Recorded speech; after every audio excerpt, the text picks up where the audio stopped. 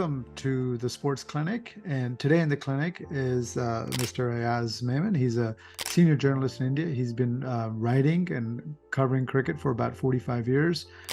This will be his 10th World Cup that he's covering in person. And I brought him on today to talk about Team India as we preview their chances at a home World Cup. Before we get to Team India, I wanted to rely on your expertise and your years of experience about the historical context, about the importance that may or may not exist about the 50 over World Cup. We had a 2021 and a 2022 T20 World Cup, and then we have a 2024 T20 World Cup, which is actually going to be held just up the road here in Dallas, where I am. And so tell me about, is this still the pinnacle? Is this still the jewel in the crown for the ICC? Well, the sands are shifting. It's the T20 wave has just kind of taken over the entire cricket world. So there's so much more emphasis now on T20 cricket from fans, from sponsors, from broadcasters. It's just that the surround sound around T20 is just getting louder and louder. In my opinion, and you can call me a little hoity-toity or very conservative, I still think Test cricket is the pinnacle of the game or achievement in the game. And there it's just a matter of regret for the Indian cricket team that they've been in two finals, WTC finals, and lost both. One earlier this year, one in 2021 against New Zealand.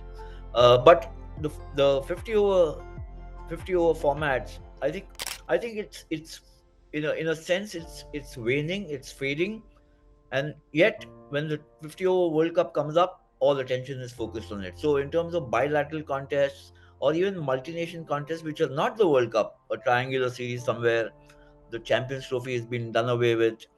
So if there's any format which is under immediate threat, it is the 50 over format. It's not Test cricket, though everybody is kind of clamoring to shore up, resurrect Test cricket. I think there are enough takers for Test cricket in maybe 5-6 countries, maybe not in all the countries, cricket playing countries, but there are. I mean, India, Australia, England, to an extent, Pakistan, South Africa, New Zealand, certainly, and Sri Lanka. They can keep Test cricket alive if the administrators pay enough attention. Where ODI cricket is concerned, we'll have to wait and see how this tournament goes. I think this will be a rousing success because it is being played in India, where there's a fanatical following. And not just that, the Indian diaspora is just so huge. You're across 7 seas yourself and talking about cricket, and not just the Indian diaspora. Then you look at the Asian diaspora, and then you add in the West Indians or the Caribbean diaspora. So cricket followers are humongous in number. And can all three formats survive? That's the challenge, because the challenge is much more in fixing the itinerary and giving enough space for all three formats. That is becoming a serious challenge. You brought up a couple interesting points I'd like to segue to for the next question, which is that it is being played less frequently, ODI cricket. You don't have as many bilaterals. And so this is the way I look at it. This is a more wide open World Cup leading into it, whereby fine margins can sort of lead towards winning. Is the home field advantage for India the fact that they recently won an Asia Cup? They won the series against Australia. You'll have crowd support, and they have players peaking at the right time. You have Bumrah back from injury. Are they the prohibitive favorites, given the fact that it's a wide open World Cup? You rarely have dominant ODI teams, and teams aren't playing as much. Well, I think India will certainly start as favorites. Playing at home is an advantage, but it's a team which is peaking at the right time. They've just had, if you had asked me this question maybe 6-8 weeks ago, I would have said many questions remain unanswered. It was almost like a jigsaw puzzle what the squad would be, whether you'll get the right combination going. It all seems to have fallen in place, including our Ashwin getting into the squad as we speak, just a couple of hours before earlier. We'll come to him. Hold that thought.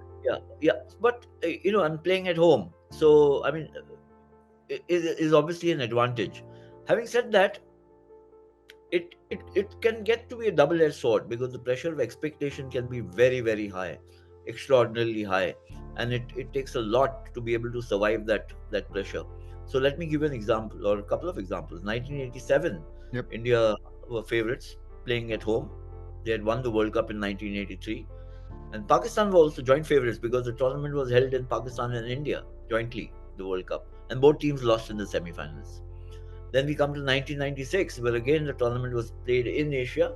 That time it was India, Pakistan, and Sri Lanka who were the host countries, and Pakistan lost in the quarterfinals and India lost in the semi-finals to Sri Lanka, who went on to win the tournament.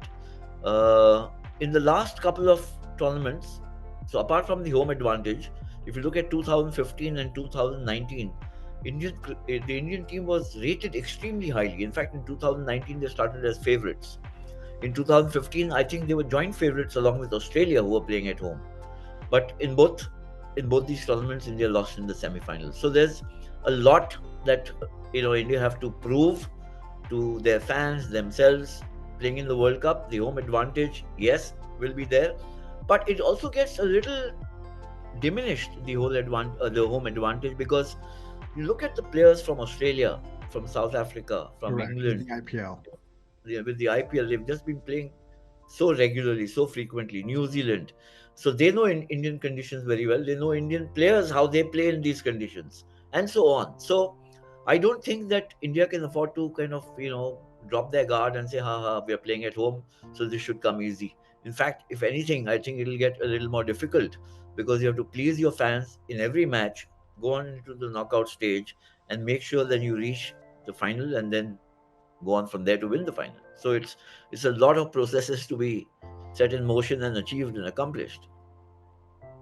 So let's come to the captain. Rohit Sharma obviously took over captaincy from Kohli at the start of 2022. Um, from a captain's perspective, should he win the World Cup, what would be his legacy? He joined Kapil Dev in '83, obviously Dhoni in 2011.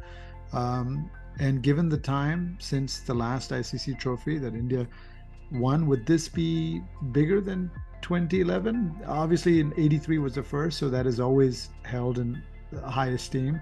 Where would Rohit's legacy as a player, as a captain, be in the pantheons should he captain this team to victory? He's already got a formidable reputation as a captain. I mean, largely because of 5 IPL titles, but he's also won the Asia Cup recently. And a victory in this World Cup would make his stock go really high. I mean, to be even clubbed alongside Kapil Dev and Mahendra Singh Dhoni is a mighty achievement. So, and Rohit, as a player, we've seen in the previous World Cup in 2019, he notched up 5 centuries, Yep. which was incredible. Amongst all players in the white ball game today, he would rank, I think, amongst the top three batsmen, certainly, over the last decade. He's just been so prolific, and is unstoppable when he gets going. So winning the tournament would be, he just won the Asia Cup. I think this is something that not just he, the entire team covets. They want to win this tournament or this title desperately. And I think I think the Indian team. I haven't seen a stronger Indian team in the World Cup. The one which will enter this 2023 tournament is, in my opinion, the strongest. Now, whether it wins the World Cup or not remains to be seen, but it can't be for want or because of shortage of talent. As you mentioned, the advantage of playing at home to whatever extent or whatever degree. So the only kind of stumbling block I see is, you have to hold your nerve, because this is the kind of the competition in which and we've seen 4 semi-finals that India have got into and lost.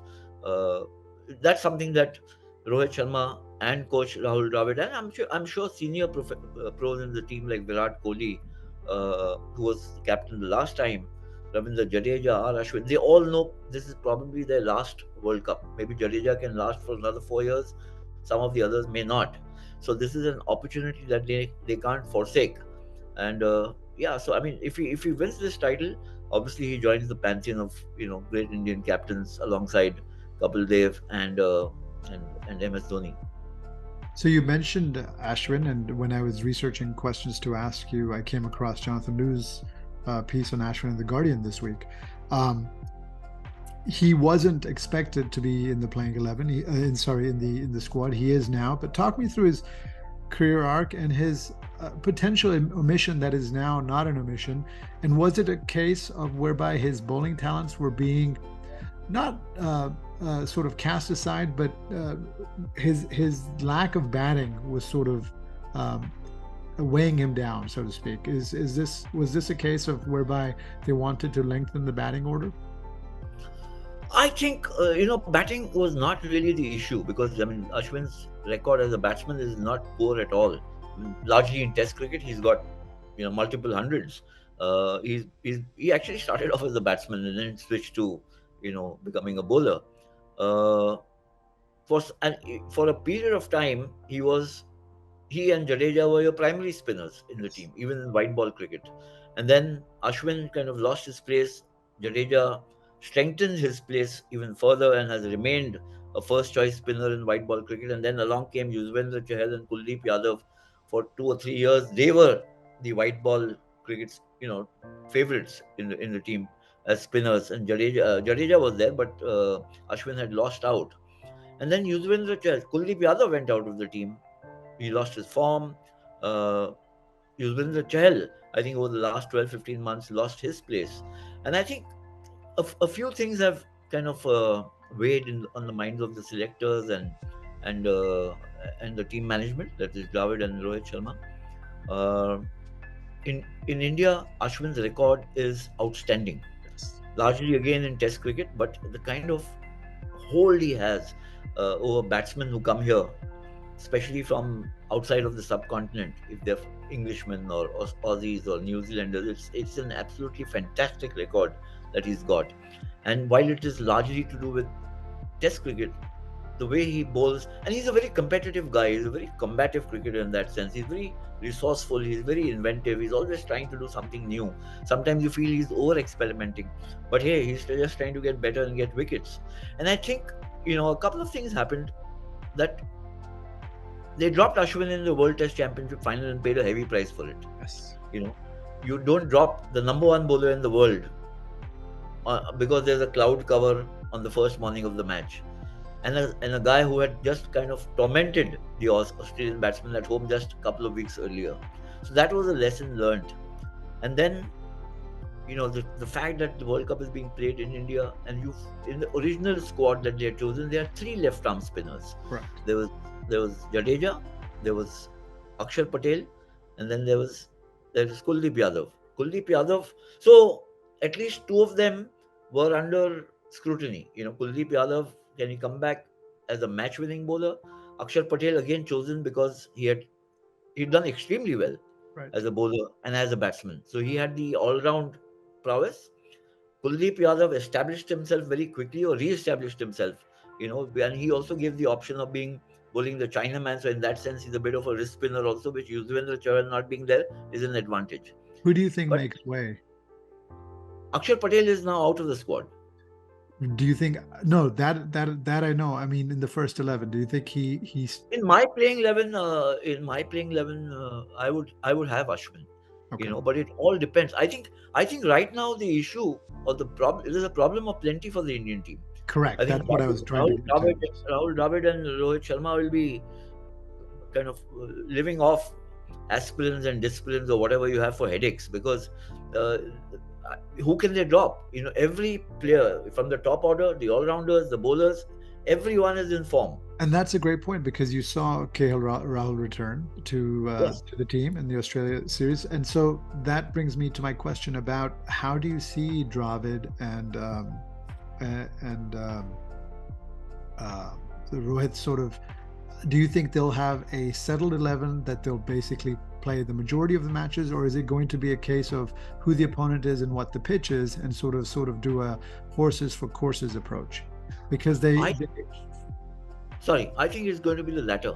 And that's something that I kind of just tweeted about half an hour back, because I think that you've got all bases covered. So you've got the the talent or the resources for almost every kind of situation. So they would want to see. I think reading the pitch will be very important. How they read the pitch on a particular day and who the opponents are. So if you're playing Australia in Chennai as the first match, then maybe it just makes so much more sense to play Ashwin. That's his home ground.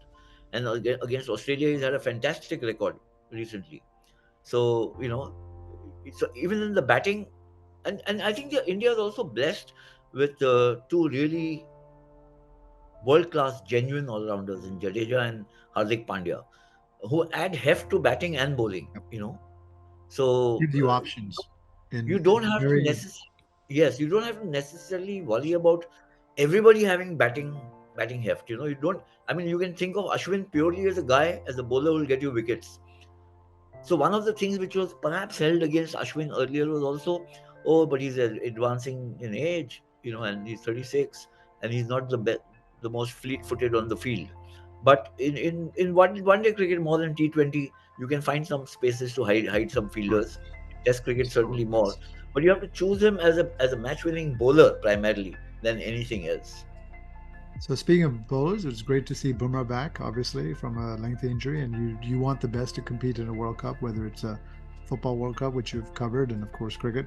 Is he ready for 9 matches, or do you think this is again going back to the approach that Dravid and Co will take, whereby they sort of have a bigger squad than 11, they'll rotate around to keep everyone fit and fresh, and maybe when the crunch time comes in the semis and the finals, then they'll basically go with the best 11 who've performed over those 9-10 games.